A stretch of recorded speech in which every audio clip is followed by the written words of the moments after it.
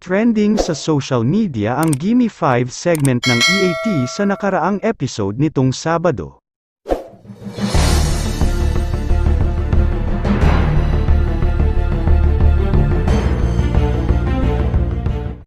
May tanong kasi sa isang contestant na magbanggit ng mga bagay na isinasabit sa leeg.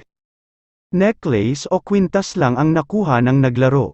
Doon na bumanat si Joey De Leon ng lubid, nakalimutan nyo. Hindi yun nagustuhan ng mga netizens dahil may connect nga naman ang lubid sa leeg ng taong nagpapatiwakal sa pamamagitan ng pagbigti. Dahil doon ay namutiktik ang X, o dating Twitter, ng mga batikos laban kay Henyo Master Joey. Kesyo napaka-insensitive daw nito gayong aware naman ito na hindi naman talaga isinasabit sa leeg ang lubid maliban na lang sa mga suicide cases.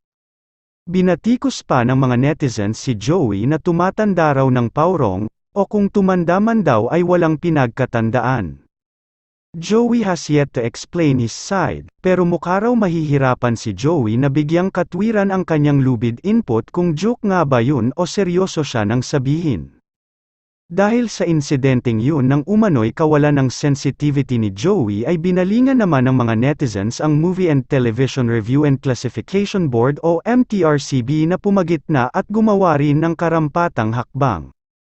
Matatandaang binigyan ng nasabing ahensya ang It's Showtime ng 12-day suspension kaugnay ng cake icing incident involving Vice Ganda and Yun Perez.